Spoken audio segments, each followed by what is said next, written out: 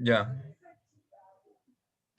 Bien, en la clase anterior estábamos hablando precisamente sobre la forma del contrato de arrendamiento. Y entonces veíamos ahí algunas cuestiones especiales en el sentido que, en términos generales, el contrato de arrendamiento se celebrará tal y como las partes lo hayan convenido. Y ese es precisamente el espíritu del artículo 1251, perdón, que nos refiere cuáles son las formas de contratación y nos dice que es una forma libre, las personas pueden contratar como quieran. Y solo nos pone como excepciones el caso de que se trate de contratos que tengan un plazo mayor de 3 años o que se adelante la renta por un año. En esos casos, la ley establece que tiene que ser en escritura pública y que tiene que inscribirse en el registro de la propiedad. En el tema de las formalidades, tal vez sí, había algo que me interesaba y es precisamente el tema de la modificación del contrato de arrendamiento. En la clase anterior, uno de los alumnos me preguntaba cabalmente eso, si se podía modificar el contrato de arrendamiento. Con respecto a eso, la ley dice que no. El artículo 1893 establece que ninguna de las partes puede mudar la forma de la cosa arrendada sin consentimiento de la otra. La violación de este precepto da derecho al perjudicado para exigir que la cosa se reponga al estado que guardaba anteriormente o a que se rescinda el contrato. Si la modificación fue de tal importancia que la haga desmerecer para el objeto del arrendamiento. Aquí, cuando está hablando el artículo 1893 sobre la forma de la cosa arrendada, no se está refiriendo propiamente a la formalidad, se está refiriendo a la estructura de la cosa. Cuando habla de modificar la forma, estamos aquí entendiendo que se trata de hacerle modificaciones al bien. Entonces, no es que tenga que ver con la forma verbal o escrita. Eso, como lo dijimos anteriormente, va a ser de acuerdo a como las partes lo convengan y salvo la obligación de registro debe otorgarse en escritura pública cuando sea mayor de 3 años el plazo, y la otra es que sea un adelanto de un año del contrato de arrendamiento. Bueno, fuera de eso, hoy vamos a hablar sobre el plazo, precisamente. El artículo 1886 establece que el plazo del arrendamiento será fijado por las partes. Es decir, es un contrato consensual y desde luego las partes son las que van a determinar el plazo que quieran ponerle. La segunda parte dice: el arrendatario tendrá derecho de tanteo para la renovación del contrato por un nuevo plazo, siempre que haya cumplido voluntariamente todas las obligaciones que contrajo en favor del arrendador. El derecho de tanteo es algo que ya ustedes conocen, lo vieron en algunas otras instituciones. Me recuerdo yo en la copropiedad, en el proceso sucesorio, en la sociedad civil, cuando una persona es copropietaria y los demás quieren vender ese bien, existe ese privilegio, el derecho de tanteo, de los copropietarios de ser ellos los primeros con derecho a comprar. En el caso del del proceso sucesorio exactamente igual.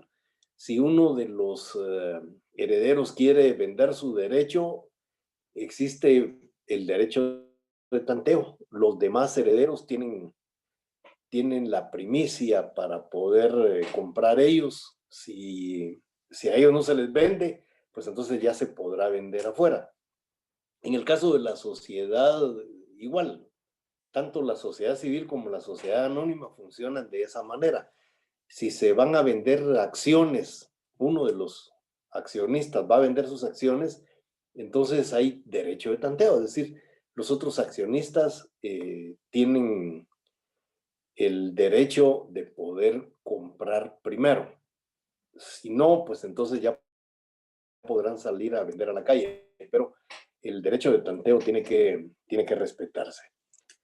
En cuanto al artículo 1888 que vemos ahí en el esquema, la ley establece que en los arrendamientos cuya duración se cuenta por años forzosos y voluntarios, estos últimos se convierten en obligatorios si el optante no avisa al otro, con 3 meses de anticipación, que terminará el contrato cuando se acaben los años forzosos.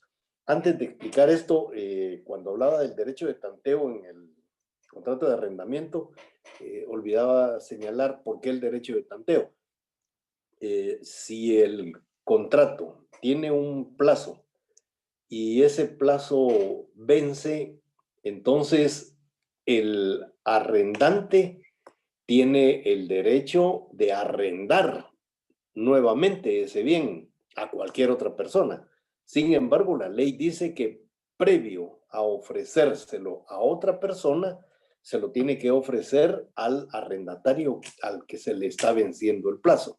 Y entonces el arrendatario tiene ese derecho de pedirle que antes que le den arrendamiento a otras personas, se lo dé a él. Ese es el derecho de tanteo en el contrato de arrendamiento.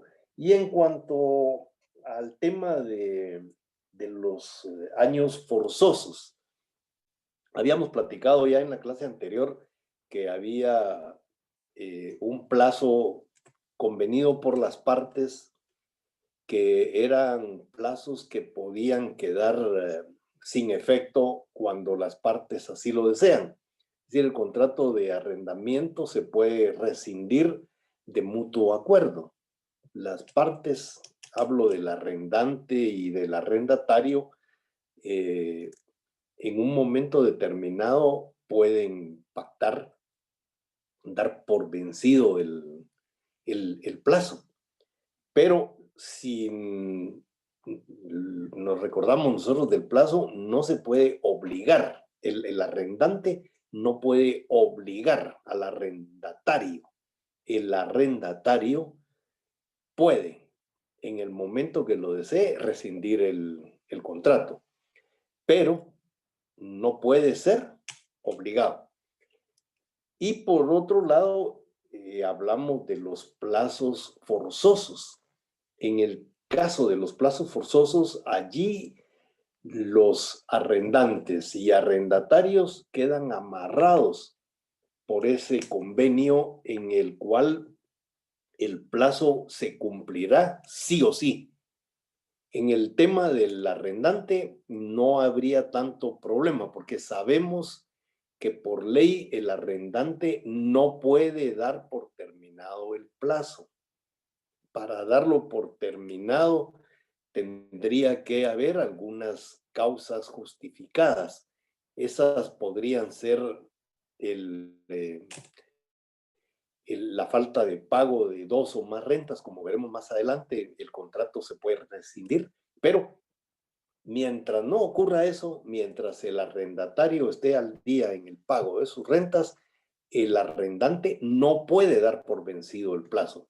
El arrendatario, dije, él sí puede dar por vencido el plazo, él sí se puede ir cuando quiera, pero si las partes pactan un plazo forzoso, ese plazo forzoso se tiene que respetar. El arrendatario no se puede ir cuando se le dé la gana. El arrendatario tiene que esperar a que venza el plazo. Si de cualquier manera debe de irse, no puede seguir ya en ese inmueble, no obstante existir un plazo forzoso, pues el arrendatario tendrá que platicar con el arrendante, exponerle sus razones y pedirle que se modifique esa parte. Sin embargo, la ley le va a facultar siempre al arrendante, una, a decir que no, y dos, a cobrar la renta completa por el plazo que falte. Entonces, el plazo amarra, cuando es forzoso, amarra a las dos partes al esperar hasta el vencimiento. De lo contrario, eso puede dar lugar a resarcimientos, a pago de daños o perjuicios.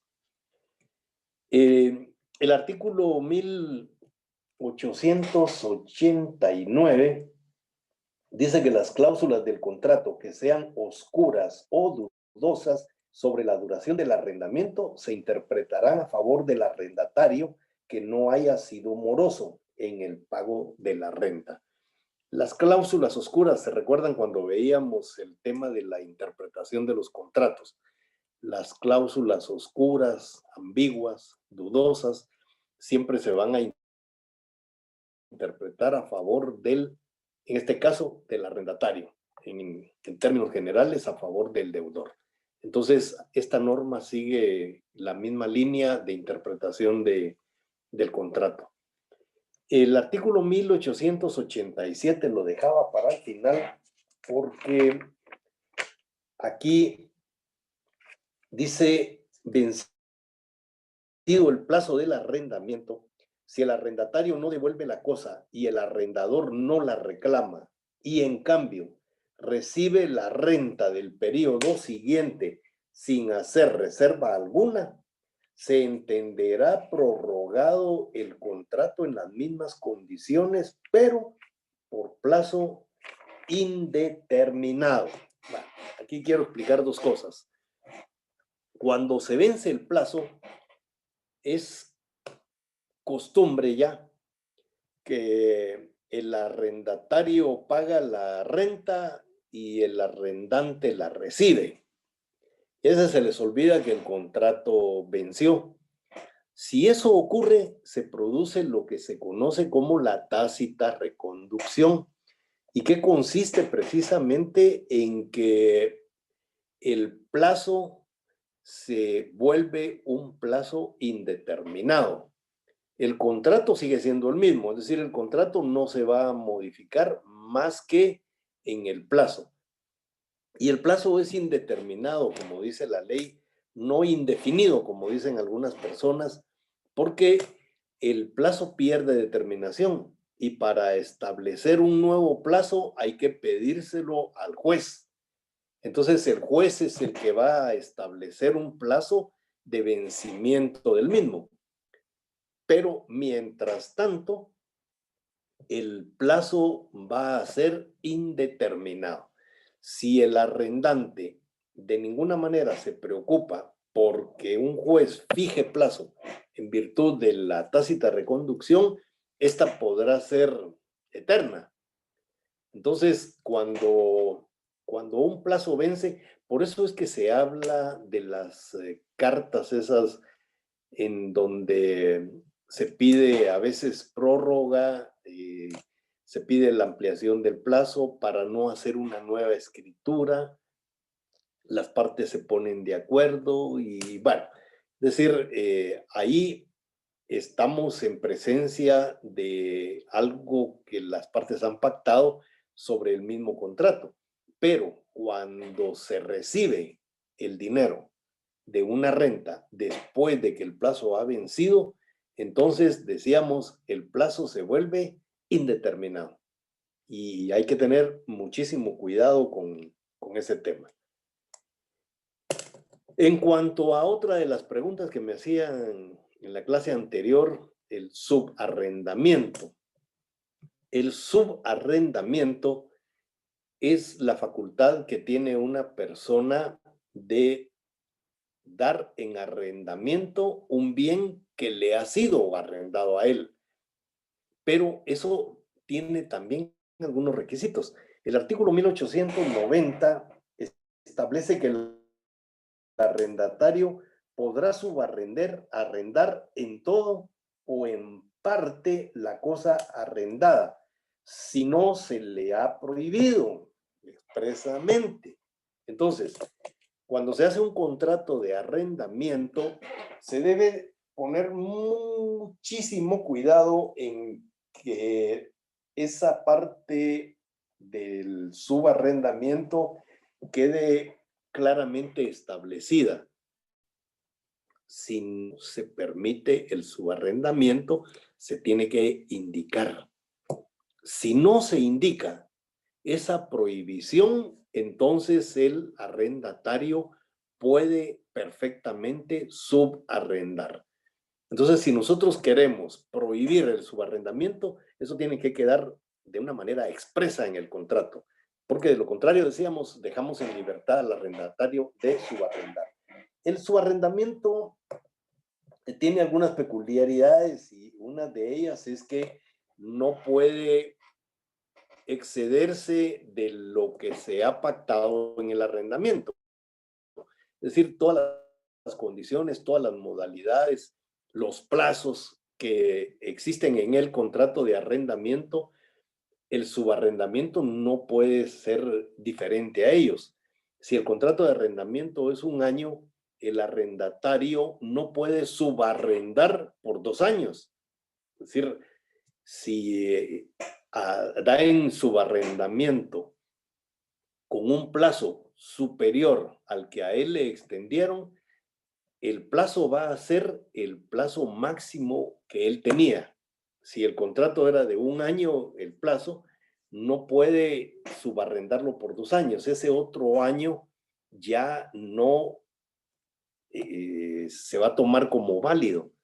Y entonces, al vencer el contrato de arrendamiento, también le pasa lo mismo al subarrendamiento. Recuérdense que el subarrendamiento en este caso es accesorio al arrendamiento y lo accesorio sigue la suerte de lo principal.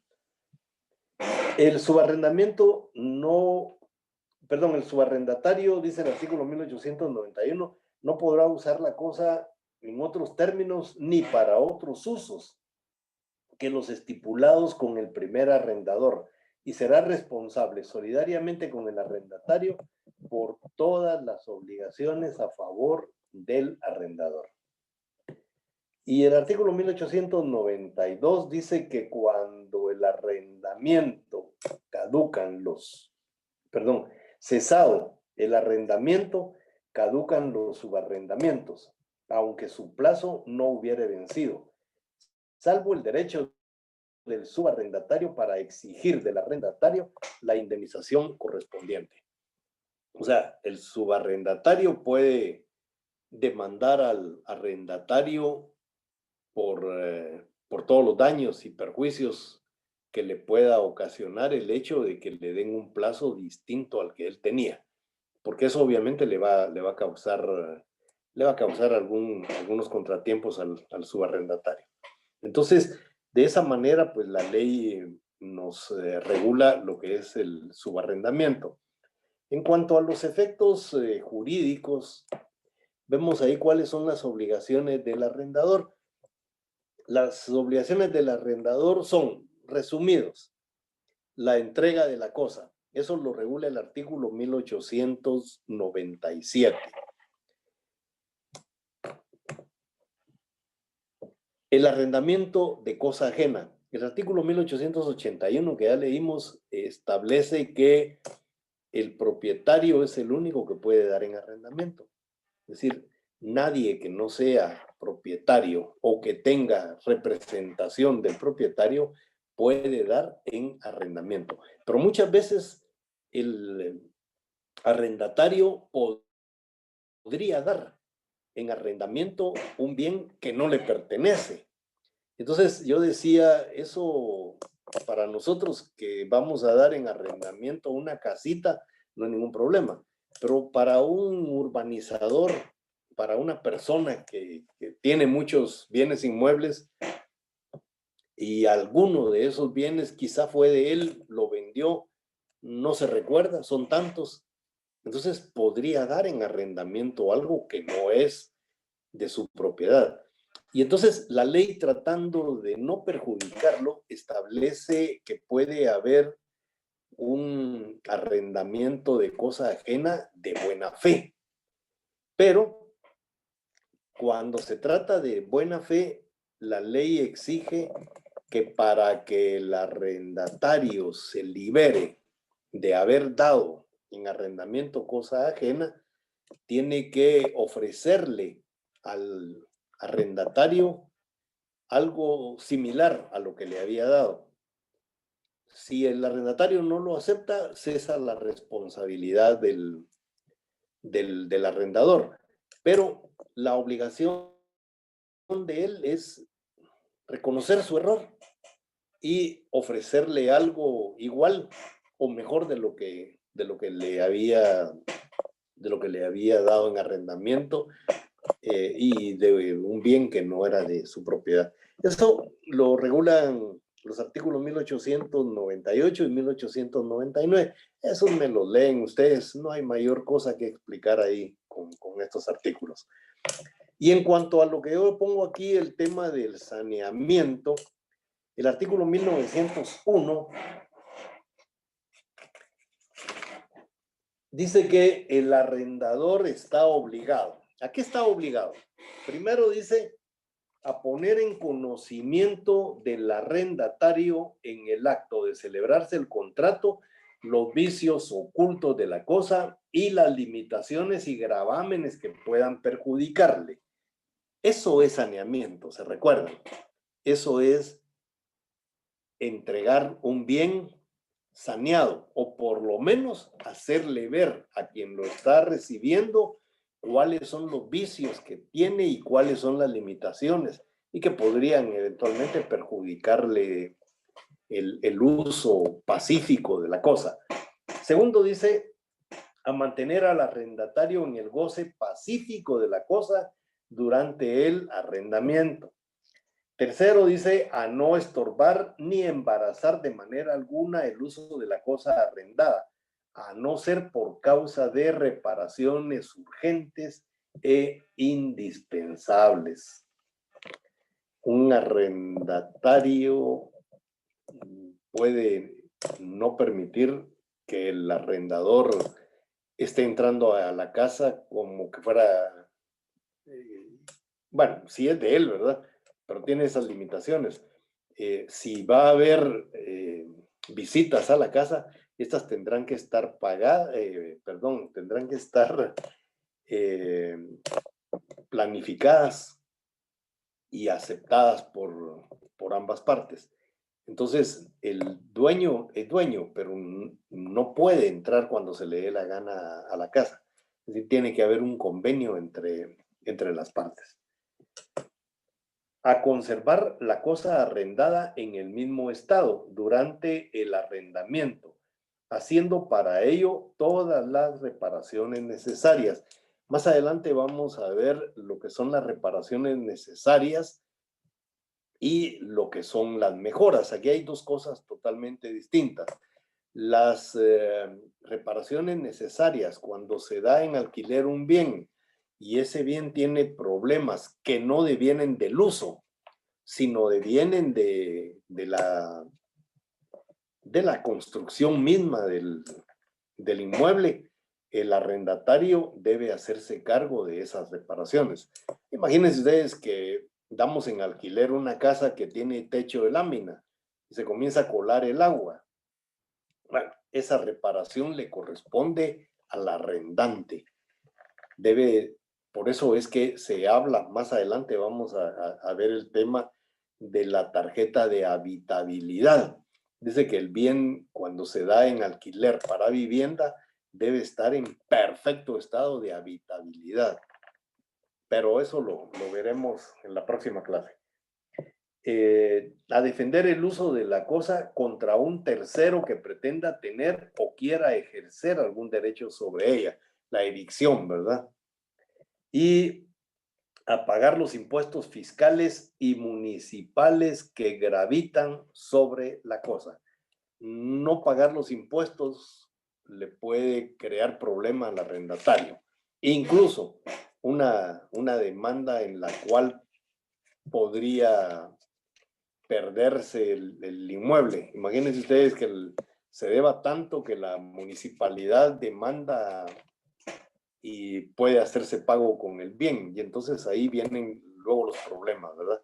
Afortunadamente el arrendatario no puede ser sacado del inmueble sino hasta que el plazo vence. De ahí en adelante sí lo pueden sacar, pero antes no. En cuanto a el arrendatario, bueno, el arrendatario su primera obligación es pagar la renta. En los artículos del 1903 al 1906 encontramos la regulación de la renta, cómo se paga, etcétera, etcétera. El artículo 1903 dice el arrendatario está obligado a pagar la renta desde el día en que reciba la cosa, en los plazos, forma y lugar convenidos.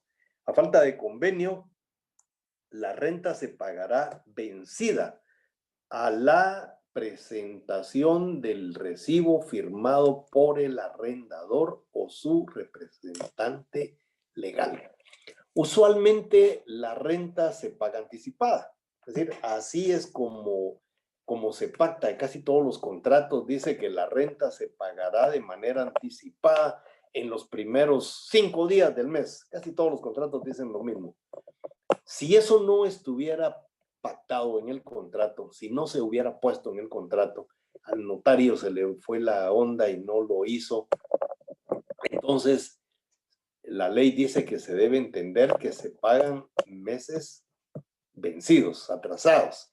O sea, ya no se paga anticipado en los primeros 5 días del mes, sino que se paga al final del mes, ¿verdad? Lo que hay que tratar es que no pase del 30 del mes, 30 mes calendario. Entonces, hay que ser muy cuidadosos en cuanto a esa situación. Si el pago va a ser anticipado, debe quedar bien claro en el contrato. Si el contrato se rescinde o se declara terminado antes de vencerse el plazo, o si la cosa se devuelve después de vencido el contrato, la renta correrá hasta el día en que efectivamente sea devuelta. Fíjense bien, si el contrato se rescinde o se declara terminado antes de vencerse el plazo, o si la cosa se devuelve después de vencido el contrato, la renta, dice, correrá hasta el día en que efectivamente sea devuelta. O sea, si vamos a devolver la casa en la que estamos viviendo el día 15 del mes y la renta se vence a final de mes, entonces debemos pagar hasta el día en el que estamos entregando la casa. Es decir, cuando la estamos entregando. Si la entregamos en la quincena, hasta ahí debemos pagar. Si la entregamos después de vencido el plazo, debemos pagar la renta por el tiempo que estemos ahí. Se acostumbra mucho que la gente dice que para irse tienen un mes gratis. Eso no es cierto. La ley no regula absolutamente nada de eso. Cuando el plazo se vence, hay que entregar la casa. Por eso es que cuando el plazo va a vencer, ya uno debiera de estar recogiendo sus chunches para irse a otro lado. Porque de lo contrario, el tiempo en el que uno se tarde para la entrega de la cosa, se lo van a cobrar. No es que esté regalado. Muchas veces lo que ocurre, y casi, no muchas veces, es común eso en los contratos, que se dé una garantía. Generalmente la garantía es 1 o 2 meses de renta. Ese dinero es para pagar los daños y perjuicios que resulten del uso de la cosa y se van a utilizar al vencimiento del plazo, siempre y cuando se hayan causado daños o se hayan dejado de pagar algunas obligaciones. Entonces, muchas veces cuando la gente se va, previo a irse, hay que pedirles copia de los recibos de la luz y el agua antes de que venza el plazo, porque muchas veces las personas se van y dejan unas deudas superiores a las rentas. Entonces, uno como arrendante debe tener siempre mucho control sobre cómo van los pagos de estos insumos, por un lado. Y por otro lado, ese dinero que queda en garantía es por los daños que la casa haya sufrido. Hoyos en la pared, y, qué sé yo, cualquier daño que se tenga. Entonces, eh, para hacerse pago de los daños que causaron los inquilinos, los arrendatarios, sirve esa garantía. Muchas veces lo que ocurre es que cuando el contrato vence y hay una garantía de una renta de un mes, pues lo que a veces conviene entre las partes es que no se les va a devolver el dinero, es decir, se hace una inspección, la casa no tiene daños, los servicios están pagados y las personas necesitan tiempo para irse, entonces ese tiempo que necesitan para irse se le puede cargar a esa cantidad de dinero.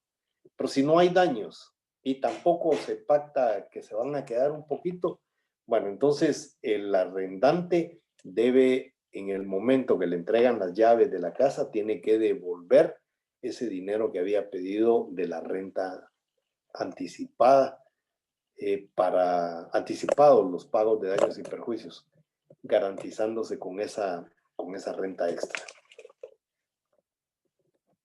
En cuanto al artículo 1905, dice, no es válida la estipulación que el arrendatario pagará la totalidad de las rentas por devolución de la cosa antes del vencimiento del plazo, salvo lo dispuesto en el artículo 1888. El artículo 1888, si ustedes recuerdan, dice, en los arrendamientos cuya duración se cuenta por años forzosos y voluntarios, estos últimos se convierten en obligatorios si el optante no avisa al otro con 3 meses de anticipación que terminará el contrato cuando se acaben los años forzosos. Si se pactan 3 años forzosos, hay que hacerle ver al arrendante que ya no van a seguir con ese plazo. Porque si con 3 meses de antelación no se notifica, al llegar los 3 meses, el siguiente mes, si ellos siguen viviendo ahí, los arrendatarios, se convierte, por un día que estén ahí, se convierte en otro plazo forzoso de 3 años. Entonces hay que tener mucho cuidado con los plazos forzosos. Y es a lo que se refiere cabalmente el artículo 1905. El artículo 1906 establece que si el arrendatario se ve impedido, sin culpa suya, del uso total o parcial de la cosa arrendada, no está obligado a pagar la renta en el primer caso y tiene derecho en el segundo a una rebaja proporcional que, a falta de acuerdo, fijará el juez. El momento que a uno le deben entregar el bien, comienza uno a tener ya derechos. Y uno de los derechos es precisamente a que se cumpla tal y como veíamos en las obligaciones del arrendador. El artículo 1897 dice que la obligación es entregar la cosa. Entonces, la cosa debe ser entregada. Si no se entrega o se entrega con alguna limitación, entonces este artículo nos dice qué pasa en el primer caso y qué pasa en el segundo caso, ¿verdad? Entonces, ahí no tenemos pierde. Otra de las obligaciones del arrendatario es utilizar la cosa de la manera convenida. Si la casa fue alquilada para vivienda, tiene que ser para vivienda. Hay casas que las alquilan para vivienda y luego les dan otros usos. Yo recuerdo que en la colonia donde vivo pasó algo así. Había una casa que la habían dado en arrendamiento, pero lo raro es que todas las noches llegaban muchos carros, ¿verdad? Montones de carros. Y bueno, luego pues descubrimos, no hacía falta mucho descubrir para qué estaba siendo utilizada esa casa, ¿verdad? Entonces, todo el mundo pues protestó y los dueños de ese lugar pues tuvieron que pedir la casa, ¿verdad? Porque el contrato decía que era para vivienda, no era para otra cosa. Eso lo regulan los artículos 1907 y 1908. Y en cuanto a las reparaciones, del artículo 1909 al 1914, vamos a encontrar qué tipo de reparaciones son las que se pueden hacer. Vamos a ver. El artículo 1709 establece que serán de cuenta del arrendatario las reparaciones llamadas locativas, pero serán de cuenta del arrendador si los deterioros provinieren de mala calidad o defecto de construcción de la cosa arrendada. Alguno está pensando ya en preguntarme qué son las reparaciones locativas. El artículo 1910 se nos dice: se entiende por reparaciones locativas las que según la costumbre del lugar son a cargo del arrendatario y en general las de aquellos deterioros que ordinariamente se producen por culpa del arrendatario, sus familiares o dependientes. Es decir, les hablaba yo anteriormente a ustedes de una casa que el techo es de lámina y se llueve. Bueno, es obligación del arrendador cambiar las láminas o mandar a alguien que las arregle. Que hay problemas de energía eléctrica. Bueno, tiene que buscar a un electricista para que lo vaya a arreglar. Que de repente se tapó el inodoro. ¿Por qué se tapó el inodoro? Puede ser por un montón de cosas, pero pensémoslo de una forma mucho más o menos sensible. Se fue un calcetín, pues, y se trabó ahí, entonces quedó tapado. Eso ya no le corresponde al arrendador. Esa ya es una reparación que le corresponde al arrendatario. Cuando se le entregó el bien, estaba en perfecto estado.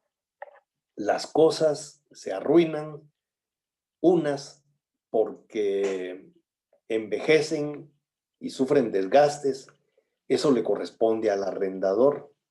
Pero hay cosas que se arruinan porque el arrendatario las arruina, o los que viven con él, o que llega de repente a la casa uno de esos niños traviesos, más que traviesos diría yo, maleducados, y causa daños en la casa. Esos daños le corresponden al arrendatario. Entonces, hay que establecer bien cuáles son las reparaciones locativas, las que le corresponden al arrendatario, y cuáles son las necesarias que le corresponden al arrendador. Todo daño que se cause por culpa del arrendatario, por negligencia, por descuidos, esas son reparaciones que le corresponden al arrendatario. El artículo 1910 dice entonces que ordinariamente se producen por culpa del arrendatario, sus familiares o dependientes. Hay ahí no hay pierde. El siguiente artículo dice que el arrendatario está obligado a poner inmediatamente en conocimiento del arrendador de cualquier usurpación o imposición de servidumbre que se intente contra el inmueble, siendo responsable de los perjuicios que cause su omisión. Ahí ya entramos otra vez al tema del saneamiento. El arrendador debe entregar el bien saneado. Entonces, si el arrendatario se ve de alguna manera perturbado por lo que establece este artículo, por una usurpación, por una servidumbre que le quieran poner, por algunas cosas que no habían sido platicadas con el arrendante y alguien se las quiera imponer, entonces su obligación es avisarle inmediatamente para que él pues vea cómo arregla esa situación. Entonces ahí es importantísimo que desde el momento que alguien se vea afectado en sus derechos, poner en conocimiento al arrendante, porque recuérdense, hay un deber de saneamiento. El artículo 1912 dice el arrendatario es responsable del incendio del bien objeto del arrendamiento, a no ser que provenga de caso fortuito, fuerza mayor o vicio de construcción.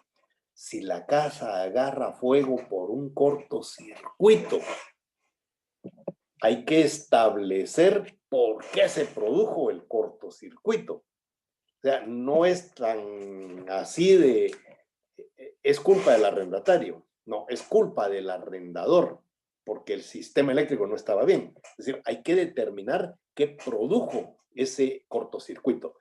Si el cableado ya estaba viejo y obviamente en algunas partes se quiebra, se salen los alambres, hacen contacto, eventualmente pueden causar un incendio, pero esa es culpa del arrendador. Si no es culpa, es su obligación el haber mantenido todo el sistema eléctrico en buen estado. Si para Navidad le ponen a un tomacorrientes las luces del arbolito, las luces de algunos adornos, las luces de qué sé yo, y sobrecargan el circuito, eso puede producir un incendio. Entonces, esa es culpa del arrendatario. O sea, hay que establecer bien en qué momento es culpa del arrendatario y en qué momento es culpa del arrendador. Ahora, si se trata de caso fortuito o de fuerza mayor, ahí no hay problema, ¿verdad? Es decir, si cae un rayo en la casa y agarra fuego, eso no es culpa del arrendatario. Ahí es el arrendador el que va a tener que absorber ese daño causado por la naturaleza. Si es una cuestión de caso de fuerza mayor, igual, ¿verdad? Es decir, siempre y cuando el arrendatario no haya participado, entonces ahí sí el arrendante va a tener que absorber los daños que se hayan producido. El arrendatario solo es responsable de lo que él, su familia y sus empleados, dice la ley, yo agrego, y los que visitan la casa, ¿verdad?, causan. Fuera de eso, le corresponde al arrendante.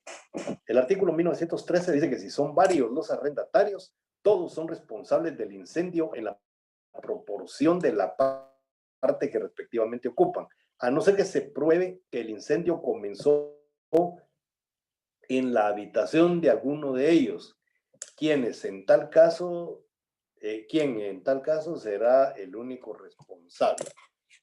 Aquel cachureco que todas las noches reza y que le pone vela al santo de su devoción y de repente agarra fuego el cuarto, él es el responsable. Ahí sí no hay para dónde, no se puede compartir esa responsabilidad con los demás. Uno debe ser muy cuidadoso. Las veladoras a la iglesia, en las casas no hay que tener veladoras. Hay personas que ponen veladoras, que ponen candelas, y eso puede causar un incendio. Entonces, hay que tener mucho cuidado para eso. Yo pienso que uno debe ser devoto y defender siempre su fe y todo, pero no llegar a los extremos de la negligencia. Hay que tener siempre mucho cuidado. Si se va a poner una veladora, pues estar pendiente de que la veladora se va a acabar un momento la cera que tiene, y muchas veces explota el vaso que la contiene, y ahí es donde es casi un cóctel molotov. Hay que tener mucho cuidado con eso. Ahí sí no hay santo que lo salve a uno. Y el artículo 1914 dice que cesa la responsabilidad del arrendatario en caso de incendio, si la cosa estuviera asegurada, salvo el derecho del asegurador contra el arrendatario, si el incendio fue causado por culpa de este. Si el arrendatario causa el incendio, pero la casa está asegurada, la aseguradora va a cubrir los gastos, pero se los va a deducir al arrendatario. Eso es lo que nos dice la ley. Y en cuanto al modo de terminar, termina por cumplimiento del plazo, que queda claro, vencido el plazo, termina el contrato. Por convenio, si las partes pueden establecer en qué momento termina un contrato de arrendamiento. Por nulidad o rescisión. El artículo 1930 tiene varios casos de rescisión. Dice, puede rescindirse del arrendamiento, y ahí están las enumeraciones hasta el número 7 de las formas en las que se puede dar la nulidad o la rescisión de un contrato. Eso me lo leen ustedes, todos son sencillos. Sí, no hay ninguno que tenga dificultad, pero igual, en el momento de las preguntas, con todo gusto. Por pérdida o destrucción, artículo 1900, expropiación o evicción. Aquí, cuando estamos hablando de expropiación, no nos estamos refiriendo a aquella que hace el Congreso de la República cuando expropia bienes por utilidad pública. Aquí estamos hablando de cuando a una persona le expropian su bien por un proceso en el cual haya sido vencido. Y por eso es que también aquí hablábamos de la evicción. Entonces, cuando se trata de expropiación o evicción, como dice la ley, es precisamente porque ha sido vencido en juicio, porque alguien con mejor o igual derecho lo despoja del bien. Es un motivo de rescisión, pero ahí ya nos vamos a las reglas del saneamiento que conocemos. Por enajenación, lo importante de la enajenación en el artículo 1894 es que si el arrendante vende y aún no ha vencido el plazo, el nuevo propietario tiene que respetar el arrendamiento hasta el vencimiento del plazo. Y luego está el abandono. Hay que tener mucho cuidado con el abandono. Ocurre con mucha frecuencia que las personas abandonan el inmueble y entonces el arrendante inmediatamente toma posesión del mismo. El artículo 1895 nos establece que cuando un arrendatario abandona el inmueble, hay que pedirle a juez competente que lo ponga en posesión. El riesgo del abandono es que, imagínense, solo por poner un caso, ¿sí? Un casuístico, una persona que está al día y aunque no esté al día en la renta, que de repente abandona, cuando uno llega y abre la puerta, puede ser que adentro encuentre cosas, puede ser que no encuentre nada, pero igual el arrendatario eventualmente puede demandar diciendo que ahí tenía no sé qué cuántos miles de quetzales en bienes y que que se lo robaron. Y a lo mejor no tenía nada. O a lo mejor había algunas otras cosas, pues ya más delicadas. Y entonces, por eso es que el artículo 1895 no dice que el arrendante puede tomar posesión del bien, dice que el arrendante debe pedirle al juez que lo ponga en posesión del bien. Con esto, señores, terminamos la clase del día de hoy. Tiene bastantes artículos. No hay artículos muy complicados, pero de cualquier manera, en unos minutos, pues estoy para resolver las dudas que tengan. El próximo día vamos a trabajar las mejoras y vamos a ver las disposiciones especiales relativas al alquiler de casas y locales.